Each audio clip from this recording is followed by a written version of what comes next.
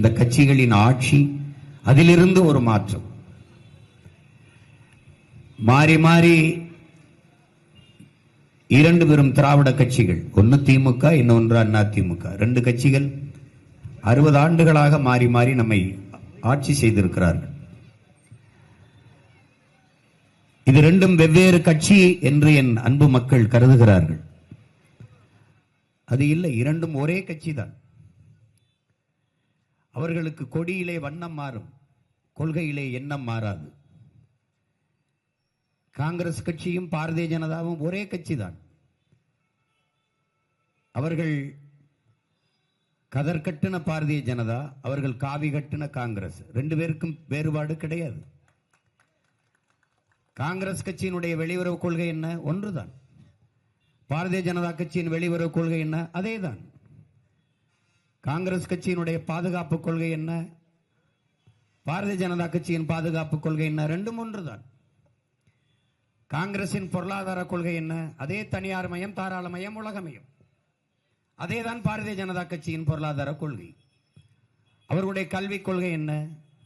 அவர்களுடைய மருத்துவ கொள்கை என்ன? ரெண்டுமே ஒன்றுதான். சரக்கு மற்றும் சேவை வரி ஜிஎஸ்டி கொண்டு வந்தது யார்? காங்கிரஸ். அதை செயல்படுத்தினது யார்? பாரதிய ஜனதா. நீட்டு தேர்வை கொண்டு வந்தது யார்? காங்கிரஸ். செயல்படுத்தினது யார்? பாரதிய ஜனதா. என்ஐஏ கொண்டு வந்தது யார்? தேசிய புலனாய்வு முகமையை கொண்டு வந்தது யார்? காங்கிரஸ். செயல்படுத்தியது யார்? பாரதிய ஜனதா. அவர்கள் பெற்று பேர் வைப்பார்கள், இவர்கள் உணவு கொடுத்து ஊட்டமாக வளர்ப்பார்கள். ரெண்டும் ஒன்றுதான்.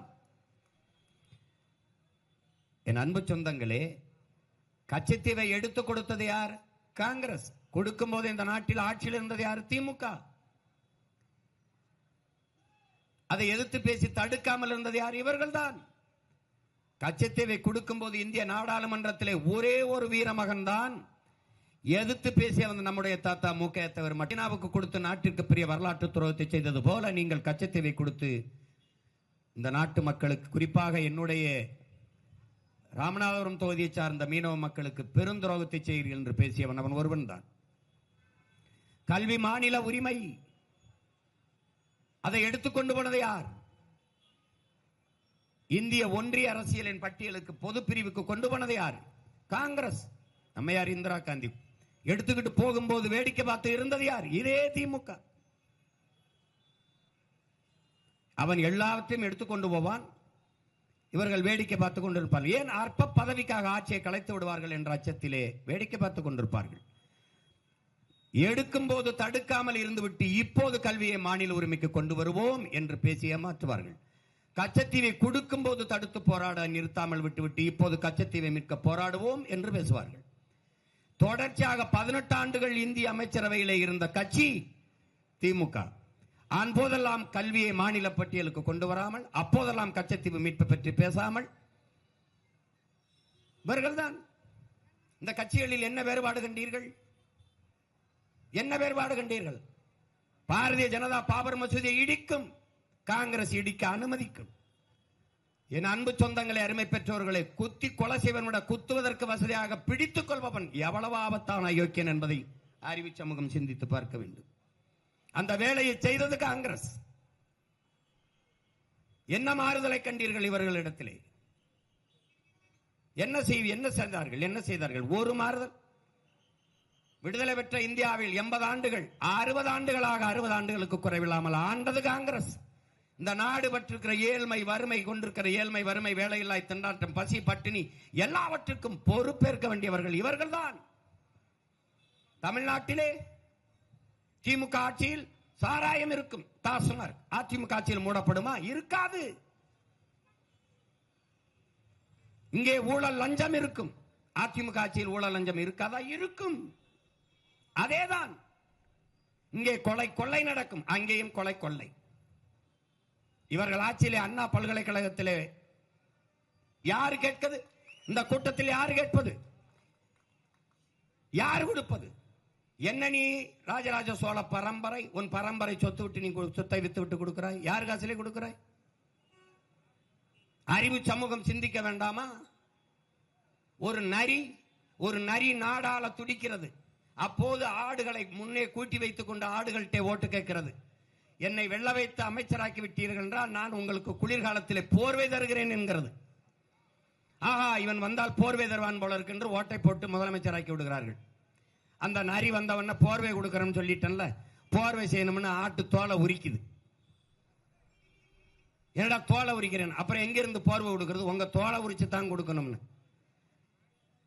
அப்பத்தான் ஆடுகள் அலறி துடிக்குது, நம்ம தோலை உரிப்பான. அப்படித்தான் அம்பேத்கர், நீங்க கல்வி அறிவை கொடுத்து விட்டால் சமத்துவம் சமத்துவம் எல்லாம் வந்துவிடும் என்றீர்களே, அது வரவில்லையே, அப்ப கல்வி பயன்படவில்லையே என்று கேட்கிற போது அண்ணல் அம்பேத்கர் சொல்கிறார், என் அன்பு மக்களே, தன்னலம் என்று வந்துவிட்டால் அறிவு வேலை செய்யாது என்கிறார். இவன் எவஞ்சத்தா எனக்கு என்ன, நான் வாழ்ந்தா போதும் என்று நினைக்கிறாய். உனக்கு மலை போனால் என்ன, மணல் போனால் என்ன, நீரை உறிஞ்சி வித்தால் என்ன, காற்று நஞ்சானா என்ன, நீர் நஞ்சா என்ன, உணவு விஷமானால் என்ன, எதை பற்றி கவலைப்பட்டிருக்கிறாய்? பிறக்கிற குழந்தை புற்றுநோயோட பிறக்கிறது ஏன் கேள்வி எழுப்பினாயா? அது என்ன, புகையிலை பயன்படுத்தியதா, பான்பராக்கு போட்டதா, எதனால்? தாயின் மாரில் பால் குடித்ததை தவிர ஒன்றும் செய்யாத பச்சிளம் குழந்தைக்கு எப்படி புற்றுநோய் வந்தது? காரணம் என்ன? தாயின் மாரில் வந்த பால் நஞ்சாகி போனது. தாய்ப்பால் ஏன் நஞ்சானது? தாய் உண்ட உணவு நஞ்சானது. அப்ப உணவு விஷமாகிவிட்டது. உன்னால் வாழைப்பழத்தை அப்படியே, ஆப்பிளை அப்படியே, திராட்சை பழத்தை அப்படியே, மாம்பழத்தை அப்படியே சாப்பிட முடியுமா? அப்போது மாம்பழத்தை நீ அறுத்தால் மாம்பழ கொட்டைக்கிளை ஒரு வண்டு இருக்கும், பூச்சி இருக்கும். இப்போது பார், இருக்கிறதா? பூச்சி தக்காளி, பூச்சி கத்தரிக்காய் காட்டு பார்ப்போம். ஏன்? நீ பூவிலே மருந்தடித்து விடுகிறாய், பூச்சி செத்து போகுது, அந்த அங்கே விஷமாக விளையுது கத்தரிக்காய். காட்டு ஒரு பூச்சி கத்தரிக்காய் காட்டு பார்ப்போம். நான் இறங்கி இப்படி போறேன். நீ நஞ்சை உண்டு கொண்டு இருக்கிறாய், காற்றை சுவாசிக்கிறாய், கந்தக தூசியை சுவாசிக்கிறாய். ஒரு மரம், ஒரு மனிதன் 422 மரம் தேவைப்படுது ஒரு மனிதனுக்கு. உனக்கு இருக்கா? இருக்கா உனக்கு? ஒரு கார் வெளியிடுகிற நச்சு புகையை கட்டுப்படுத்த 6 மரங்கள் அவசியம் இருக்கா? எத்தனை கார் ஓடுது, எத்தனை மரம் இருக்குது? காட்டு. நீ காற்றையா சுவாசிக்கிறாய், கந்தக தூசியை சுவாசிக்கிறாய். அப்புறம் நுரையீரல் தொற்று, புற்று, அப்புறம் கண்ணு எரிச்சல், தோல் நோய் வராமல் என்ன செய்யும்? என்னைக்கு சிந்திப்பாய்? என்னைக்கு சிந்திப்பாய்? நீ குடிக்கிறது தண்ணி தானா? அது நீரா? அறிவு சமூகம் சிந்திக்க வேணாமா? தண்ணீருக்கென்று தனித்த உயிர் கிடையாது. ஆனால் தண்ணீர் இல்லாமல் உலகில் ஒரு உயிரும் கிடையாது. தண்ணீருக்குள்ளே பல கோடிக்கணக்கான உயிர்கள் இருக்கிறது என்பதை அறிவார்ந்த சமூகம் புரிந்து கொள்ளணும். அதில் என் நிலையில என் தம்பி தங்கைகள், தண்ணீருக்குள்ளே பல கோடிக்கணக்கான நுண்ணுயிரிகள், பாக்டீரியாக்கள், பூஞ்சை காளான் என்று பல நுண்ணுயிரிகள், அவைதான் மனித உடலுக்கு ஆற்றலை தருகிறது. இவன் சுத்திகரிக்கிறேன் என்ற பெயரில் அந்த நுண்ணுயிரிகளை கொலை செய்து விட்டு அந்த மினரலை கொண்டு விட்டு மினரல் என்று தண்ணீருக்கு பேர் வச்சு வைக்கிறான். நீ அதை வாங்கி குடிக்கிறாய். அது தாகம் நிற்கும். தண்ணீரால் மனித ஆற்றல், மனித உடலுக்கு வருகிற ஆற்றல் இருக்காது. அதனாலதான் 30 வயசு 40 வயசுல முட்டி வலி, கை வலி எல்லாம் வருது. காரணம் அதுதான். அது தண்ணீர் இல்லை, தண்ணீர் போல ஒன்று. அது குடிக்கிற திறனில் இருக்கிறது, குடிக்கிற தரத்தில் இருக்கிறது சான்று தந்தவன் எவன்? எவன்? இது ஒரு அறிவு சமூகம் செய்வதா? பரிணாம வளர்ச்சியிலே ஒன்று, என் அன்பு தம்பி தங்கைகளே, மனிதன் படைக்கப்பட்டவன் அல்ல, பரிணாமத்தில் வந்தவன் என்ற அறிவு இருந்தாலே சாதி மத சண்டை ஒளிஞ்சிருக்கும். இங்க எவனும் படைக்கப்பட்டவன் இல்ல, பரிணாமத்தில் வந்தவன். இயற்கையின் பரிணாமத்திலே பல படிநிலை பாய்ச்சலிலே கடைசியா வந்த அற்ப உயிர் இந்த மனிதன். தான் வாழ்வதற்கு எல்லாவற்றையும் அளித்தான். இந்த உலகில் இத்தனை கோடி உயிரினங்கள் இருக்கிறது, எதனாலும் இயற்கைக்கு அழிவில்லை, மனிதனை தவிர. அவனால் தான் எல்லா அழிவும் இருக்கிறது. எதை பற்றி சிந்தித்திருக்கிறாய்? 2000 கொடுத்து விட்டால் ஓட்டை போட்டு விடுவாய், மிக்சி கொடுத்தால் வாங்கி போட்டு விடுவாய், பரிசு பொட்டி வக்கற்று போனாயா? 1000 2000க்கு கையேந்திர ஒரு இழிநிலையில் உன்னை வைத்திருக்கிறான். ஒரு அவமானம் இல்லை? நீதான் தன்மானத்திற்கு தூக்குல தொங்கினவனா? நம் பாட்டன் தீரன் சின்னமலைக்கு தீரா நீயே இந்த நாட்டை ஆண்டுக்க. நீ 50 100 விழுக்காட்டு வரியிலே 50 விழுக்காடை எனக்கு கட்டிட்டு 50 விழுக்காடை நாட்டை நிர்வகிக்க வைத்துக்கொள் என்று சொல்லும்போது யார் நாட்டை ஆள்றதுக்கு யாரா அனுமதி கொடுக்கிறதுன்னு கேட்டா அந்த மான மரவனின் மக்களா நீங்கள்? இல்லைன்னா தூக்குதங்க, தூக்குல தொங்கி செத்தாலும் சரா உனக்கு வரி கட்ட மாட்டேன் என்று செத்தவன் நம்முடைய பாட்டன்.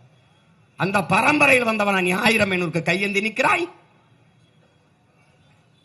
கேவலம்.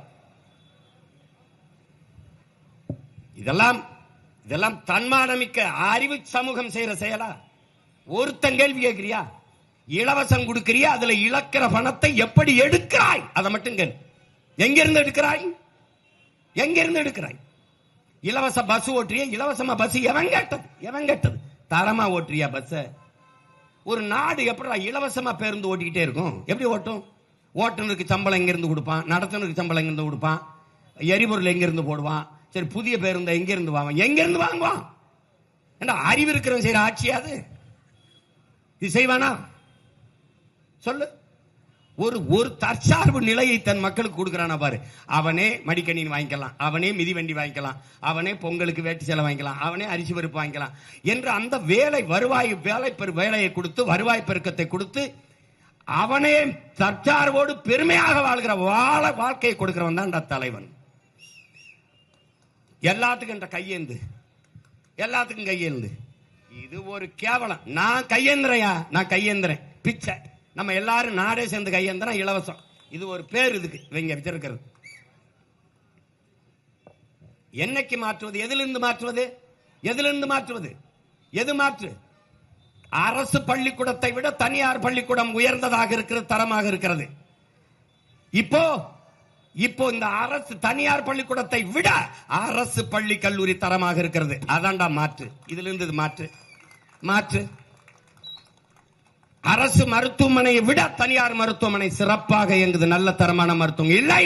தனியார் மருத்துவமனையை விட அரசு மருத்துவமனை ஆக சிறப்பாக இருக்கிறது. மாற்று. ஒவ்வொன்றிலையும் மாற்று. அதுதான் அப்படிப்பட்ட மாற்றத்தை உருவாக்கணும். ஒரு நாட்டிலே ஆக சிறந்த வளம் எது? அறிவு வளம். ஒரு நாட்டின் எதிர்காலமே அந்த நாட்டின் வகுப்பறையில் தீர்மானிக்கப்படுதுங்கிறான். உன் வகுப்பறை அறிவு கருவறையா இருக்கா, வியாபார அறையாக இருக்கா? அப்புறம் மாற்றணும் துடிக்கிற உங்க பிள்ளைகளின் எண்ணத்தை பாருங்கள். முன்னால் நிற்கிற உங்க பிள்ளைகளின் சாதி என்ன என்று பார்க்காதே, சாதிக்க துடிக்கிற எங்கள் எண்ணத்தை பார். எங்கள் மதம் என்ன என்று தேடாதே, நாங்கள் முன்வைக்கிற அந்த மனிதத்தை பார். மனிதம்தான் ஆகச் சிறந்த புனிதம் என்கிற கோட்பாட்டை ஏற்று நில்லு. அதை பார்.